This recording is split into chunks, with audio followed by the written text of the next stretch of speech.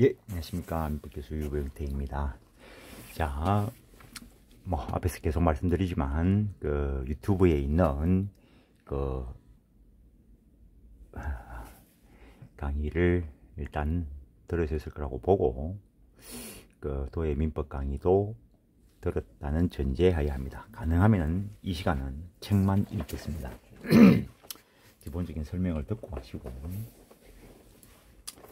일단 어차피 무료로 올라 있는 건데, 본인들이 공부할 생각만 있으면 얼마인지 들어주는 거. 물론 중앙법률교육이 학원이니까 일정한 비용을 지불해야 되겠지만, 유튜브에 있는 거는 그냥 들으십시오. 다른 사람하고 비교도 하지 마십시오. 비교하는 것조차 싫으니까. 민법 가지고 장난치는 애들 씨에 걸리는데, 233페이지 공동대리, 대리인이 수인인 때는 각자 대리가 원칙이라는 거. 근데 법률 또는 수권 행위에 의해서 공동 대리하게 했다면 각자 대리에 대한 제한이 된다는 거. 234페이지 공동 대리에 있어 공동의 의미, 의사 결정의 공동을 말한다는 거. 행위의 공동을 해라 라고 하면 말이 안 되겠죠. 이거 맨날 손잡고 다녀야 되는데, 의사 결정의 공동을 말한다. 공동대리 제한 위반, 둘이 같이 해봐라 했는데 혼자서 단독으로 하면은 자기 권한을 넘어선 행위가 되겠죠. 그러면 권한을 넘어선 표현대리가 될 수 있다라는 거. 공동대리 제한은 수동대리에는 적용되지 않는다는 거. 수동대리라는 것은 대리인이 의사표시를 수령하는 건데 이걸 공동대리 하게 한다면 상대방이 와가지고 이제 대리인한테 이야기하려니까 잠깐 있어봐, 내가 또 한 명 더 데리고 올게. 뭔 장난치는 것도 아니고, 수동대리는 언제나 각자 대리가 원칙이다. 물론 그까지도 제한할 수도 있겠죠. 수권에 의해서 제한하려고 하는 거고. 어떤 공동대리 제한은 임의대리뿐만 아니라 법정대리에도 다 적용된다는 거. 친권자의 법정대리권 제한, 여기서 보시는데, 친권의 행사 방법. 친권은 부모가 혼인 중인 때는 부모가 공동으로 행사하여야 한다. 가족법속에 규정이 있습니다. 그러나 부모의 의견이 일치하지 않을 때는 당사자 청구해서 법원이 정한다. 옛날에는 이 조문도 이상하게 되어 있는데 이제는 법원이 정한다라고 되어 있고, 부모 일방이 친권을 행사할 수 없는 때에는 다른 일방이 이를 행사한다. 어떤 공동의 의미 역시 의사 결정의 공동을 말하는 것이고, 공동 행사를 위반한 행위 효과, 친권자 중 일방만이 단독 의사 결정에 의하여 친권을 행사했다면 공동대리 제한을 위반한 것이니까 무권대리가 된다. 근데 민법 920조의 2는 부모 일방이 공동명의로 자를 대리하거나 자의 법률행위에 동의한 때에는 다른 일방의 의사표시에 반하는 때에도 효력이 있다. 그래서 일반 민법 총칙에 있는 126조 표현대리하고는 약간 다릅니다. 126조 표현대리는 권한을 넘어선 표현대리가 되려고 하면은 일단 기본대리권이 있고, 넘어선 대리 행위를 했을 때 상대방이 선의 무과실해야 된다. 이렇게 되어 있는데, 가족법적에 920조의 부모 일방이 공동명의로 자를 대리하거나 혼자서 그냥 공동명의를 했다는 거죠. 또 다른 일방의 의사에 반하는 때도 일단 효력이 있다. 그러나 상대방이 악의인 때는 그러하지 아니하다. 그래서 126조 선의 무과실요건으로 구비하지 않더라도 효력이 발생하도록 만들어 두었다는 겁니다. 상대방이 악의인 때 효력이 발생하지 않는다. 즉 상대방이 선의면 된다. 친권자 일방만이 공동명의로 대리를 하였거나 자의 법률행위에 그자의 법률행위에 동의한 것이 다른 일방의 의사에 반한다 하더라도 상대방이 선의이면 유효한 대리행위가 된다. 따라서 이때의 선의 상대방은 126조 표현대리 요건을 구비하지 않아도 상대방이 부모 공동의사가 있다고 믿으면 유효하고, 이를 깨뜨리기 위해서는 제한능력자 측에서 즉 미성자 측에서 상대방의 악의를 입증하여야 한다. 자나 피후견인의 행위를 목적으로 하는 채무부담행위.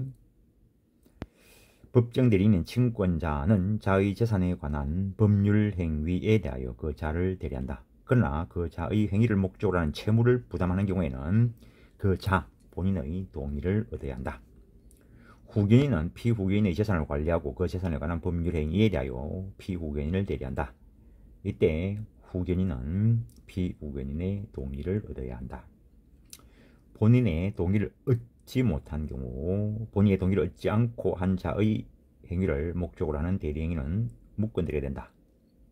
동의를 얻어야 되는 경우에. 그러나 미성년자가 근로계약을 체결할 때는 본인의 동의를 얻었다 하더라도 친권자나 후견인이 대리할 수 없고 반드시 미성년자 본인이 법정 대리인의 동의를 얻어 스스로 근로계약을 체결해야 된다. 그래서 근로계약은 대리하지 못한다. 제가 앞쪽에서 보고 왔습니다. 그 다음에 이해상반행위. 이해상반행위란 친권자에게는 이익이 되는 것이 미성년자에게 불이익이 되거나 친권에 복종하는 수인의 자들 중 일방에 대해서는 이익이 되고 다른 미성년자에게는 불이익이 되는 행위를 말한다. 이는 후견인에게도 준용되는데 다만 후견 감독인이 있는 경우에는 준용되지 않는다라고 해놨습니다.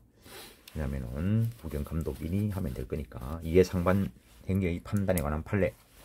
과거 판례는 민법 921조 이해상반 행위란 행위의 객관적 성질상 친권자와 그 자 사이 또는 친권에 복종하는 수인의 자 사이에 이해 대립이 생길 우려가 있는 그 행위를 가리키는 것으로서 친권자의 의도나 그 행위의 결과 실제로 이해 대립이 생기는지 여부는 묻지 않는다 라고 하여 형식적 판단설 입장이었다 라고 평가를 했습니다. 근데 최근의 판례는 친권자의 모가 자신이 연대보정한 사용금 채무의 담보로 자신과 자의 공유인 토지 중 자신의 공유 지분에 관해서 공유지분권자로서 자의 공유지분에 대해서 그 법정 대리인 자격으로 각각 근저당권 설정 계약을 체결한 경우 위 채권 만족을 얻기 위하여 채권자가 위 토지 중 자의 공유지분에 관한 저당권 실행을 선택할 때 그 경매대금이 변제에 충당되는 한도에서 모의 책임이 경감되고 또한 채권자가 모에 대한 연대보정 책임의 추구를 선택하여 변제를 받은 때에 모는 채권자를 대위하여 위 토지 중 자의 공유 지분에 대한 저당권을 실행할 수 있는 것이 되는 바 위와 같이 친권자 임모와 자 사이에 이해 충돌이 발생할 수 있는 것이 친권자 임모가 한 행위 자체의 외형상 객관적으로 당연히 예상되는 것이어서 모가 자를 대리하여 위 토지 중 자의 공유 지분에 관하여 위 근저당권 설정 계약을 체결하는 행위는 이해상반행위로서 무효라고 봐야 한다라고 하여 실질관계를 고려한 형식적 판단설 입장이다라는 평가를 받습니다. 내도 근래에 이 판례와 관련해서 근거해서 특별 대리인 선임 신청을 해서 받은 게 있습니다. 어쨌든 뭐 객관적으로 판단할 수밖에 없는데 실질관계를 고려해야 된다. 요 정도 머릿속에 넣고 기존에 판례에 있던 것들 이해상반행위에 해당한다라고 했던 거 이해상반행위에 해당하지 않는다는 거 한번 정리를 해놨습니다. 뭐 객관식에서 나오면은 그 5개 중에서 끼리끼리 고르면 되고 주관식에서 나오더라도 그걸 이제 자기가 판단해야 되겠죠. 이게 형식적 판단설에 따라 가지고 일단 골라내고 그래가지고 이게 실질관계를 고려해야 되는가 하는 거고 판단이 잘 안 쓰면은 자 이렇게 본다면 이렇고 저렇게 보면 저렇고 라고 써놓고 나중에는 이제 한쪽을 선택해 가지고 기재를 해야 되겠죠. 법적 마인드에 따라서 처리해야 되는 거고 공부하는 방법을 터득을 하십시오. 민법 교과서를 외워보겠다 그런 거 꿈도 꾸지 마시고 전신에 보면은 암기 방법 가르치고 이러는데 또래이 새끼들이 지금 하기야 지는 손해 안 보겠지. 그 수업 듣고 일 보는 사람이 어느 순간 낭패를 보겠지. 민법적 사고는 한번 터지면은 방법이 없습니다. 이거. 형법적 사고는 몸으로 때운다 하지만 민법적 사고는 몸으로 때울 수도 없어요. 뭐 내가 자주 쓰는 말 중에서 지구 인류가 존재한 이후로 사람을 가장 많이 죽인 무기는 법입니다. 핵폭탄도 법에 근거해서 쏘고 해지 뭐 무턱대고 쏘진 않아요.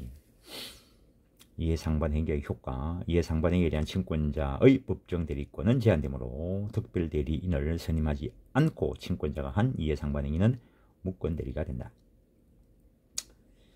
그 다음에 특별대리인의 선임, 법정대리인인 친권자와 그 자 사이에 이해상반행위를 하거나 법정대리인인 친권자가 그 친권에 따르는 수인의 자 사이에 이해상반행위를 되는 행위를 하면은 법원에 그자 일방의 특별대리인의 선임을 청구해야 된다. 친권자가 수인의 미성년자와 이해상반행위를 하는 경우에 미성년자 각자마다 특별대리인을 선임하여 그 각 특별대리인을 선임하여 하며 특별대리인은 이해가 상반되는 특정의 법률행위에 관하여 개별적으로 선임하여 하고 특별대리인에게 미성자가 하여야 할 법률행위를 무엇이든지 처리할 수 있도록 포괄적으로 권한을 수여하는 심판을 할 수 없다. 그래서 개별적 사건 하나에 대해서 특별대리인을 선임한다는 거죠.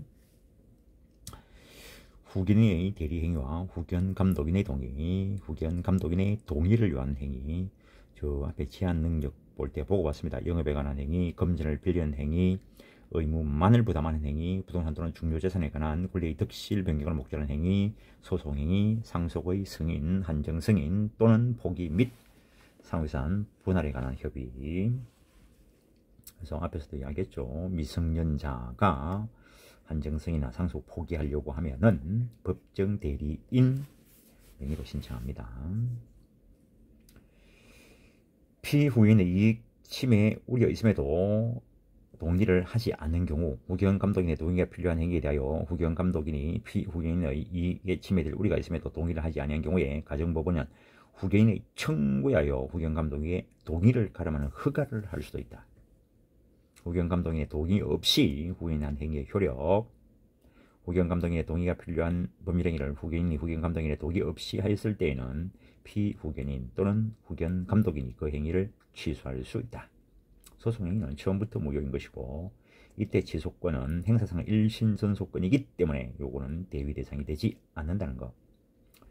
주인의 대상, 판례가 그 한정치상과 관련돼서 있었기 때문에 그 판례에 해놨는데 제한능력자의 후견인이 후견감독인의 동의 없이 피후견인의 부동산을 처분한 경우에 발생하는 취소권은 민법 146조에 의하여 추인할 수 있는 날로부터 3년 내에 법률행위를 한 날로부터 10년 내에 행사해야 되지만 여기서 추인할 수 있는 날이라 함은 취소 원인이 종료한 후를 의미하므로 피후견인이 스스로 법률행위를 취소함에 있어서는 능력자로 복귀한 날로부터 3년 내에 그 취소권을 행사하여야 한다. 제한 능력과 관련된 걸 다시 보는 겁니다. 확답을 촉구할 권리, 상대방은 후견감독인에게 1개월 이상 기간을 정하여 그 취소할 수 있는 행위를 추인할 것인지 여부의 확답을 촉구할 수 있고 후견감독인이 그 기간 내에 확답을 발하지 않은 때에는 추인한 것으로 본다라고 되어 있다는 것. 가족법 속에 있는 조문입니다. 표현대리 규정의 유추 적용 여부. 민법 126조 소송의 권한을 넘은 표현대리 규정은 거래 안전을 도모하여 거래 상대방 이익을 보호하려는데 그 취지가 있으므로 법정대리라고 하여 임의대리와 달리 그 적용이 없다고 할 수 없다. 그래서 뒤쪽에 가면은 표현대리에 그 법정대리와 관련돼서도 적용될 수 있는가를 살펴보는데 125조 대리권 수요 표시에 한 표현대리를 뺀 나머지 표현대리, 권한을 넘어선 표현대리와 대리권 소멸 후의 표현대리는 법정대리에 대해서도 적용될 수 있다는 것.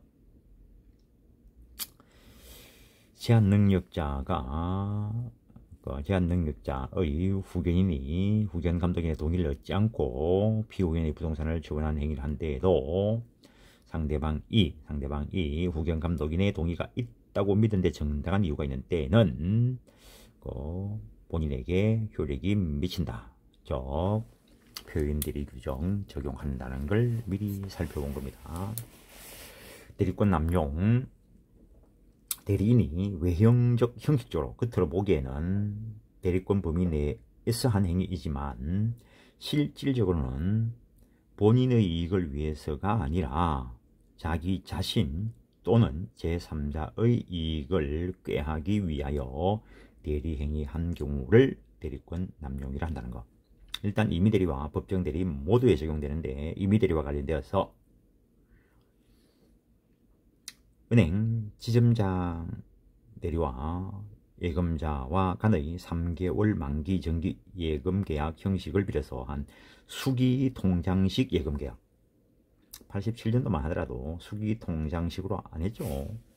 컴퓨터로 했을 텐데, 수기 통장식 예금 계약은 미 지점장 대리 대리권 남용에 의한 계약이므로, 그러니까는 예금 받는 듯이 해서 실제로는 자기가 쓰려고 수기식으로 했다는 거예요. 그 정기예금은 은행이 책임질 수 없는 것이어서 같은 계약을 5년을 한 예금자의 정기예금 반환 청구권은 유효하게 성립될 수 없다라고 일단 결론부터 이야기하는데, 이게 왜 그런지는 좀 이따 보겠습니다. 법정대리와 대리권 남용, 친권자인 모가 미성년자인 자의 법정대리로서 자의 유일한 재산을 아무런 대가도 받지 않고 정려하였고, 공짜로 다른 사람한테 주버렸고, 상대방이 그 사실을 알고 있었던 경우 그 정령이나 친권의 남용에 의한 것이므로 본인인 자에게 효력이 미치지 않는다.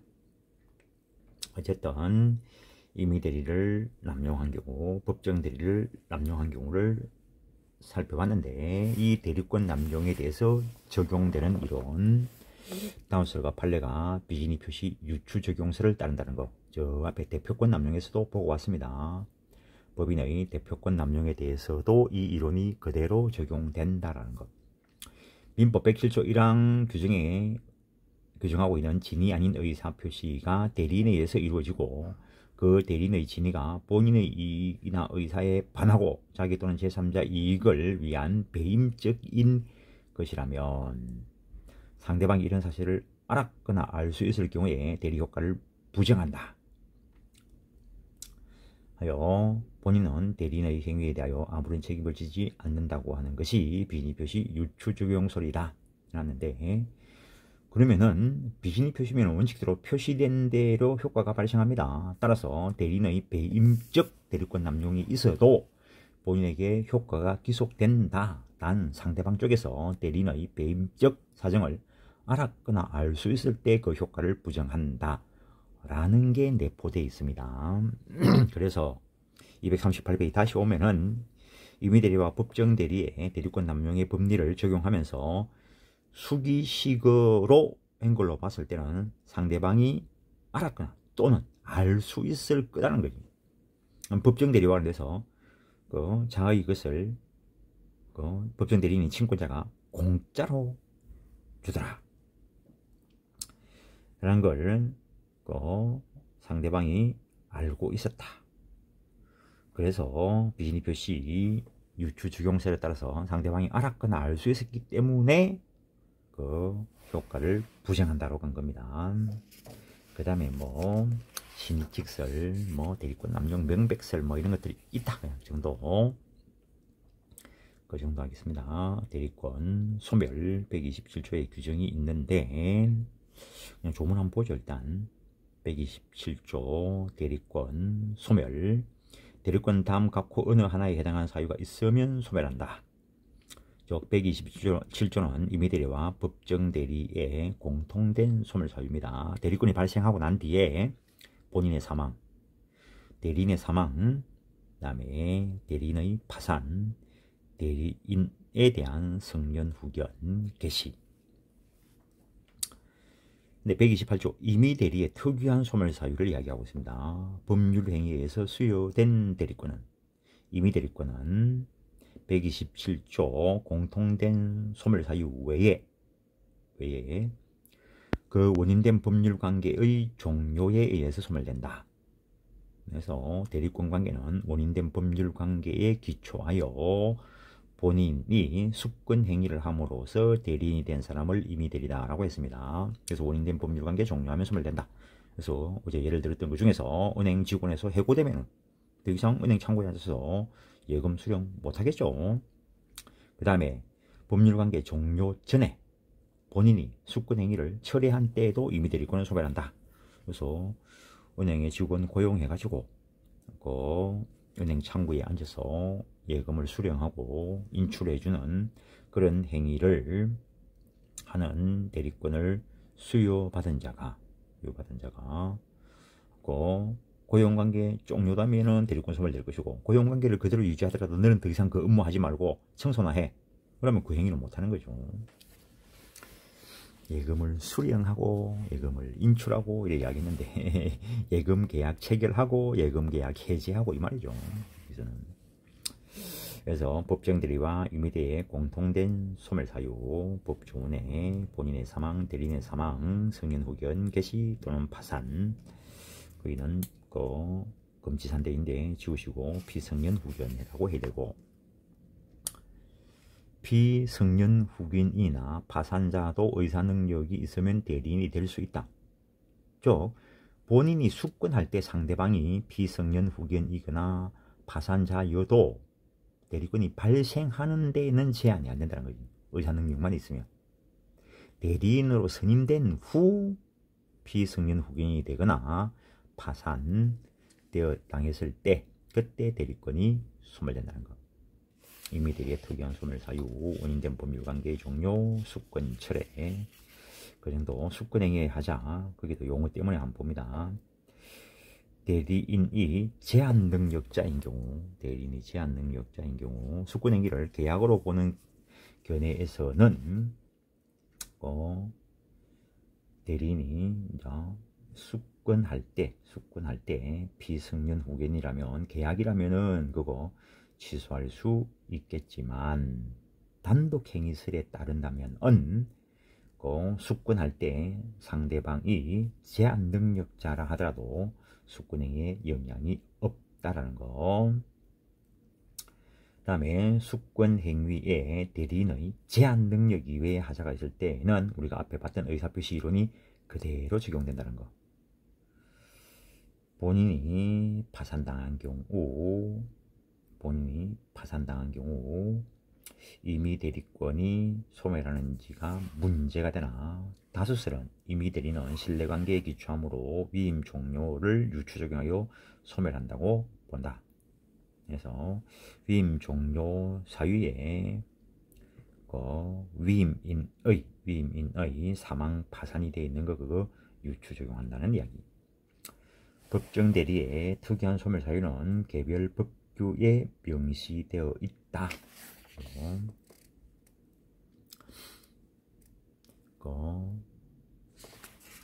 대리인이 법정 대리인이 일시적으로 의사 무능력자가 되더라도 대리권 소멸하지 않는다. 당연하겠죠. 미성년을 둔 아버지가 술을 많이 마시면 고주망태가 되면 의사 능력이 상실되겠죠. 그렇다고 대리권 소멸하지 아니하나, 미성년자가 성년이 되면 더 이상 친권이라는 게 필요 없죠. 그 정도 하시고,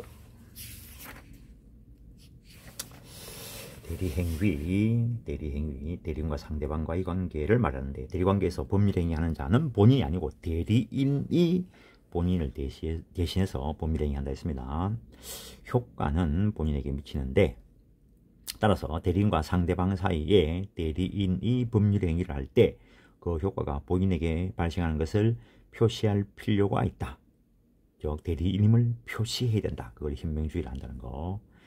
대리인의 의사표시에 하자가 있다면 대리인과 본인 가운데 누구를 기준으로 판단할 것인가? 대리행위 하자 대리인을 표준으로 결정하는 것이 원칙이라는 거. 행위 능력 없는 대리인도 대리행위를 할 수 있는지, 대리인의 행위 능력이 문제가 된다 이런 걸 살펴보는데, 현명, 대리인임을 표시하는 의사표시다. 대리, 의사표시, 현명주의, 현명. 대리인이 그 권한 내에서 한 의사표시가 직접 본인에게 효력이 생기게 하려면 본인을 위한 것임을 표시하여야 한다. 이것을 현명주의라 한다. 그 현명의 법적 성질에 관해서 다수설은 대적 효과의사의 표시다, 의사표시다. 그래서 현명이 있나 없나의 여부도, 의사표시의 존재 여부도 결국에 법률행위 해석에 의해서 밝혀져야 될 것이다 라는 것. 현명은 대리행위라는 법률행위의 특별 성립 요건이 될 거다. 현명의 특정한 방식을 요하지 않는다. 현명의 불역시성. 현명은 갑의 대리인 을의 형식으로 하는 것이 일반적이다. 그러나 현명의 방법에는 특별한 제한이 없으므로 서면뿐만 아니라 구두에 의할 수도 있고 묵시적으로 행해질 수도 있다. 주의 사정에 따라 본인을 위한 것이라는 것이 표시되면 충분하다. 따라서 반드시 본인의 이름을 밝혀야 되는 것은 아니다. 본인이 특정될 수 있으면 된다. 내가 저 큰 집에, 저 큰 집, 빨간 대문 벽돌집, 빨간 대문 벽돌집 큰 집에 가정부인데, 뭐, 내가 그 사람을 위해서 뭐 음식물을 사러 왔다. 이게 현명이죠. 가정부도 그 주인 이름 모를 수도 있지 뭐. 그다음에 밑에 두 줄. 매매 위임장을 제시하고 자기 이름으로 매매 계약을 체결하는 자는 뭐 그것만 가지고도 현명이 있는 걸로 봐야 된다 이거죠. 현명주의의 적용 범위. 민법상 대리행위는 현명주의가 원칙이다. 음수표행위는 엄격한 현명주의가 지배한다. 수동 대리는 대리인이 현명할 게 아니고 상대방이 본인에게 전해주라 이라겠죠. 일상 가사 대리는 비현명주의가 적용한다. 앞에서도 한번 이야기하고 왔을걸요. 부부간에 결혼해가지고 남편만 돈을 벌어오고 부인은 이제 집에서 가사 살림을 한다고 봅시다. 그때 뭐 음식물을 사러 갈 때 부인은 반드시 남편이 벌어다 온 돈을 가지고 하는 거니까 남편 이름을 밝혀가면서 대리행위라 이러면 아무도 결혼 안 하겠지 뭐. 상행위는 거래 원할 신속성과 비개인성을 고려하여 비현명주의를 취하고 있다. 그래서 슈퍼에 들어가면 분명히 아르바이트 학생인데 그 아르바이트 학생이 내한테 물건 팔 때 내가 주인의 대리인이다 하는 거 한 번도 들어본 적이 없어. 당연히 그 자리에 있으면은 그 직무를 수행하고 있는 줄 아는 거지 뭐. 은행에 가더라도 은행 창구에 있는 직원이 내가 무슨 은행의 직원으로서 뭐 예금 계약 대리권을 가지고 있습니다. 그런 말 하는 거 한 번도 들어본 적이 없어. 상법이 적용되는 경우에는 거래 신속을 위해서 비현명주의가 지배한다. 대리의 방식 됐고, 현명하지 않은 행위의 효력. 그래서 가정부가 아까 가정부 예를 들었는데 가정부가 물건을 살 때 자기가 일하는 그 집 가족들을 위해서 음식물을 살 수도 있고 퇴근하면서 자기 진짜 가족들하고 밥 먹으려고 뭐 음식물을 살 수도 있죠. 그럼 현명하지 않았다면 퇴근하면서 집에 가서 먹을란갑다 라고 생각하겠죠. 대리인이 본인을 위한 것임을 표시하지 않고 의사표시를 한 때는 그 의사표시는 행위자 그 자신을 위한 것으로 본다. 따라서 대리인이 법률관계의 당사자로 간주되므로 자신을 위하여 법률행위를 할 의사가 없었다는 이유로 착오를 주장할 수 없다. 법에서 그냥 행위자 자신을 위한 것으로 본다.